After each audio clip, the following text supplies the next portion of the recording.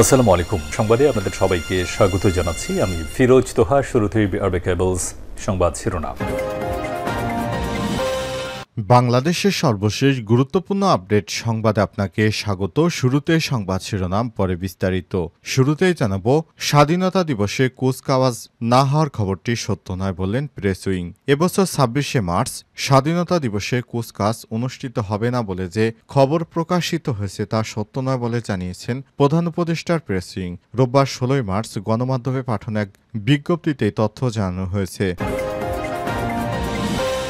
এরপর জানাবো, পদের বিনিময়ে বিপুল অর্থ দাবির অভিযোগ সাবেক সমন্বয়কের বিরুদ্ধে। মাধ্যম ঢাবি শিক্ষার্থী। বৈষম্যবিরোধী ছাত্র আন্দোলনে হবিগঞ্জ জেলার কমিটিতে গুরুত্বপূর্ণ পদ দেওয়ার বিনিময়ে ৫ লক্ষ টাকা অর্থ দাবির অভিযোগ উঠেছে সাবেক সমন্বয়ক ও গণতান্ত্রিক ছাত্র সংসদের বর্তমান মুখ্য সংগঠক হাসিব আল ইসলামের বিরুদ্ধে। এদিকে গার্মেন্টস কর্মীকে দলবদ্ধ ধর্ষণ। নরসিংদীর বেলাবতে গার্মেন্টস কর্মীকে দলবদ্ধ ধর্ষণের অভিযোগ উঠেছে। একজনকে গ্রেপ্তার করা হয়েছে। আজ রোববার সন্ধ্যায় বেলাবো থানার ভারপ্রাপ্ত কর্মকর্তা মীর মাহবুবুর রহমান বিষয়টি নিশ্চিত করেছেন।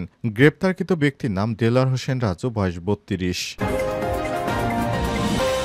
এবারে জানাবো, নারায়ণগঞ্জে ডিবির পরিচয় ১,১০,০০,০০০ টাকা লুটপাট। নারায়ণগঞ্জে ডিবি পুলিশ পরিচয় একটি প্রতিষ্ঠানের ১,১০,০০,০০০ টাকা ডাকাতির ঘটনা ঘটেছে। এই অভিযোগ পাওয়া গেছে। আজ দুপুরে সোনারগাঁও ঢাকা চট্টগ্রাম মহাসড়কের দড়িকান্দি ব্রিজ এলাকায় এই ঘটনা ঘটে। এদিকে ফেসবুকে স্ট্যাটাস দিয়ে রাজনীতি ছাড়ার ঘোষণা দিলেন আওয়ামী লীগ নেতা। সামাজিক যোগাযোগ মাধ্যম ফেসবুক স্ট্যাটাস দিয়ে সব ধরনের রাজনৈতিক কর্মকাণ্ড থেকে সরে দাঁড়ানোর ঘোষণা দিয়েছেন মতলব উত্তর উপজেলা আওয়ামী লীগের যুগ্ম সাধারণ সম্পাদক ও সাবেক উপজেলা চেয়ারম্যান মিজানুর রহমান মিজান।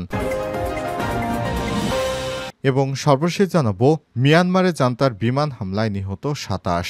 মিয়ানমারে সামরিক জান্তার বিমান হামলায় কমপক্ষে ২৭ জন নিহত, অন্তত ৩০ জন আহত হয়েছে। স্থানীয় সংবাদ মাধ্যমের বরাত থেকে জানা গেছে, শনিবার ১৫ মার্চ দেশটির উত্তরাঞ্চলীয় মান্দালা প্রদেশে প্রতিরোধ যোদ্ধাদের নিয়ন্ত্রিত একটি গ্রামে সামরিক বাহিনী হামলা চালায়। প্রিয় দর্শক, এতক্ষণ শুনছিলেন সংবাদ শিরোনাম, এবারে বিস্তারিত।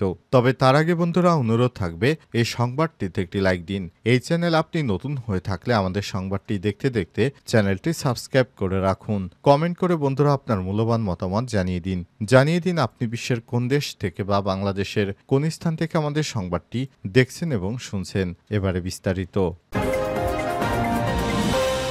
স্বাধীনতা দিবসে কুচকাওয়াজ না হওয়ার খবরটি সত্য নয় বললেন প্রেস সচিব। এবছর ২৬শে মার্চ স্বাধীনতা দিবসে কুচকাওয়াজ অনুষ্ঠিত হবে না বলে যে খবর প্রকাশিত হয়েছে তা সত্য নয় বলে জানিয়েছেন প্রধান উপদেষ্টার প্রেস উইং। রোববার ১৬ই মার্চ গণমাধ্যমে পাঠানো এক বিবৃতিতে এই তথ্য জানানো হয়েছে। প্রধান উপদেষ্টার প্রেস উইং জানায়, জাতীয় স্টেডিয়াম ঢাকার সংস্কার কাজ চলমান থাকায় গত কয়েক বছরের মতো এবছরও ঢাকায় কুচকাওয়াজ আয়োজন সম্ভব হচ্ছে না। তবে দেশের বাকি ৬৩ জেলায় যথাযোগ্য মর্যাদার সঙ্গে কুচকাওয়াজ আয়োজন ও বীর মুক্তিযোদ্ধাদের সংবর্ধনা প্রদানের সিদ্ধান্ত নিয়েছে অন্তর্বর্তীকালীন সরকার। ইতিমধ্যে এ বিষয়ে প্রয়োজনীয় পদক্ষেপ নিতে সব জেলা প্রশাসককে প্রয়োজনীয় দিক নির্দেশনা দেওয়া হয়েছে বলেও জানিয়েছেন প্রধান উপদেষ্টার প্রেস উইং।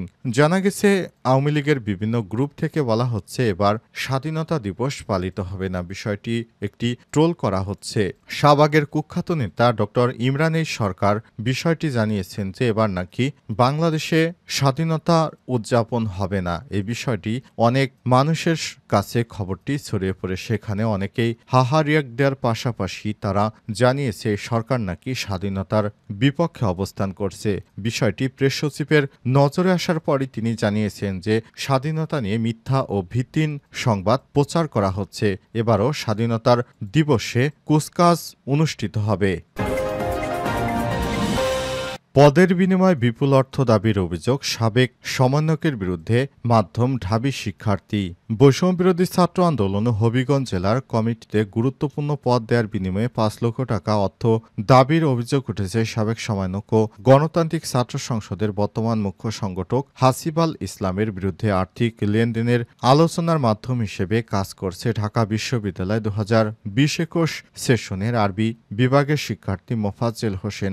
জুলাই অভ্যুত্থান পরবর্তী সময়ে বৈষম্যবিরোধী শিক্ষার্থীদের আন্দোলন নিয়ে গঠিত জাতীয় নাগরিক কমিটির মাধ্যমে অনেক জায়গায় পদবি পাইয়ে দেওয়ার ব্যাপারে শিক্ষার্থীদের বিরুদ্ধে অনেক নেতিবাচক মন্তব্য আসতে থাকে। জুলাই অভ্যুত্থান পরবর্তী সময়ে বৈষম্যবিরোধী ছাত্র আন্দোলনে ছাত্র জনতার মৈত্রী সফরে সিলেট বিভাগে যান সমন্বয়ক হাসিবুল ইসলাম। একই সঙ্গে সফরকারী সদস্যদের মতো একজন তোফাজ্জেল হোসেন, তিনি জেলা কমিটির তালিকা তৈরি কাজে সমন্বয় করেছেন। এছাড়াও মোফাজ্জেল বাংলাদেশে আঞ্জুমানের তালামিজে ইসলামিয়া কর্মী হিসেবে পরিচিত। গত ২৮ ফেব্রুয়ারি হবিগঞ্জ জেলা বৈষম্যবিরোধী ছাত্র আন্দোলন যুগ্ম আহ্বায়ক এনামুল হক সাকিবও এক সংবাদ সম্মেলনে অর্থ দাবির অভিযোগ উত্থাপন করেন। তিনি সাবেক সমন্বয়ক হাসিবাল ইসলামের সঙ্গে মোফাজ্জেল হোসেনের হোয়াটসঅ্যাপে কথোপকথনের একটি ভিউ অন স্ক্রিনশট তার নিজের সঙ্গে মোফাজ্জেলের অর্থ লেনদেন সংক্রান্ত কথোপকথনের একটি স্ক্রিনশট প্রকাশ করেন। এরপরই বিষয়টি সামনে আসে। গার্মেন্টস কর্মীকে দলবদ্ধ ধর্ষণ। নরসিংদীর বেলাবতে গার্মেন্টস কর্মীকে দলবদ্ধ ধর্ষণের অভিযোগে একজনকে গ্রেপ্তার করেছে পুলিশ। আজ সন্ধ্যায় বেলাবো থানার ভারপ্রাপ্ত কর্মকর্তা মীর মাহবুবুর রহমান এই তথ্য নিশ্চিত করেছেন। গ্রেপ্তারকৃত ব্যক্তির নাম দেলার হোসেন রাজু, ৩২। তিনি বেলাবো উপজেলার বেলাবো মাটিয়ালপাড়া নুরুল ইসলামের ছেলে। অভিযোগ সূত্র থেকে জানা যায়, বেলাবো উপজেলার আমলাব ইউনিয়নের পাহাড় উজিলাবো এলাকায় স্বামী পরিত্যক্তা এক নারী তার ছেলে ও কন্যা সন্তান নিয়ে নরসিংদীর বড়ইতলা নামক এলাকায় ভাড়া বাসায় থাকতেন। সেখানে একটি গার্মেন্টসে চাকরি করেন ওই নারী। সেখান থেকে মোবাইল ফোনে পরিচয় হয় বেলাবো উপজেলার দক্ষিণ বটেশ্বর এলাকার শহীদুল্লাহর ছেলে শাহজাহান ৩৫-এর সঙ্গে। পরিচয় সূত্র ধরে শাহজাহান ওই নারীকে গত শুক্রবার সন্ধ্যায় বাইরাচা বাস স্ট্যান্ডে নিয়ে আসে। সন্ধ্যায় বাস স্ট্যান্ডের অদূরে একটি এনজিও অফিস কক্ষে নিয়ে শাহজাহান ও এনজিও কর্মী দেলার হোসেন রাজু মিলে পালাক্রমে ওই নারীকে ধর্ষণ করে। এই ঘটনার একদিন পর রোববার দুপুরে বেলাবো থানায় উপস্থিত হয়ে লিখিত অভিযোগ দায়ের করেছেন ধর্ষণের শিকার ওই নারী। অভিযোগের পরিপ্রেক্ষিতে তাৎক্ষণিক দেলার হোসেন রাজুকে দুপুরে গ্রেপ্তার করে থানায় নিয়ে আসে বেলাবো থানা পুলিশ। পরে তাকে আদালতের মাধ্যমে কারাগারে প্রেরণ করা হয়েছে। বেলাবো থানার ভারপ্রাপ্ত কর্মকর্তা মীর মাহবুবুর রহমান অভিযোগ স্বীকার করে বলেছেন, অভিযোগের ভিত্তিতে মামলা হয়েছে। এই ঘটনায় একজনকে গ্রেপ্তার করা হয়েছে, আরেক আসামিকে ধরতে অভিযান চলমান রয়েছে। নারায়ণগঞ্জে ডিবি পরিচয় ১,১০,০০,০০০ টাকা লুটপাট। নারায়ণগঞ্জে ডিবি পুলিশ পরিচয় একটি প্রতিষ্ঠানের ১,১০,০০,০০০ টাকা ডাকাতির ঘটনা ঘটেছে বলে অভিযোগ পাওয়া গেছে। শনিবার ১৫ মার্চ দুপুরে সোনারগাঁয়ের ঢাকা চট্টগ্রাম মহাসড়কের দড়িকান্দি ব্রিজ এলাকায় এই ঘটনা ঘটে। এই ঘটনায় শনিবার রাতে ওই প্রতিষ্ঠানের ব্যবস্থাপক বাদী হয়ে সোনারগাঁও থানায় একটি লিখিত অভিযোগ দায়ের করেছেন। অভিযোগ সূত্র থেকে জানা গেছে, গত শনিবার রাজধানীর বাড়িধারা এলাকায় দিবা এন্টারপ্রাইজ নামে একটি প্রতিষ্ঠানের ব্যবস্থাপক নাজিমুদ্দিন ও প্রতিষ্ঠানের গাড়ি চালক মামুন শেখ মতিঝিলের জীবন বীমা ভবনে থাকা সিটি ব্যাংক কর্পোরেট শাখা থেকে ১,১০,০০,০০০ টাকা উত্তোলন করে চাঁদপুর শাখায় নিয়ে যাচ্ছিলেন। পথে তাদের বহনকারী প্রতিষ্ঠানের হাইস গাড়িটি ঢাকা চট্টগ্রাম মহাসড়কের সোনারগাঁয়ের দড়িকান্দি ব্রিজ এলাকায় পৌঁছলে পেছন থেকে আসে একটি প্রাইভেট কার তাদের গাড়ির গতিরোধ করে।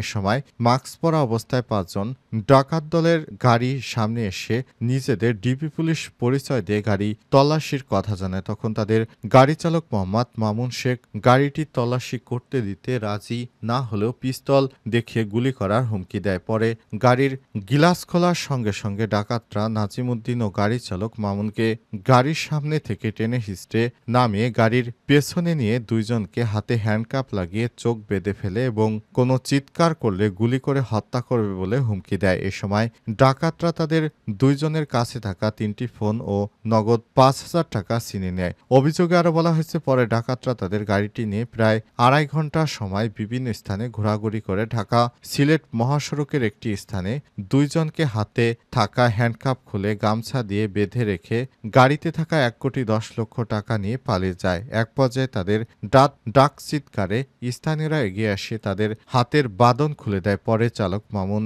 শেখ অজ্ঞান হয়ে রাস্তায় পড়ে যায়। প্রায় 10 মিনিট পর তার জ্ঞান ফিরে। অভিযোগে আরও বলা হয়েছে, বিষয়টি বর্তমানে সৌদি আরবে থাকা প্রতিষ্ঠানের মালিক আব্দুল লতিফ তরফদারকে জানানো হয়েছে।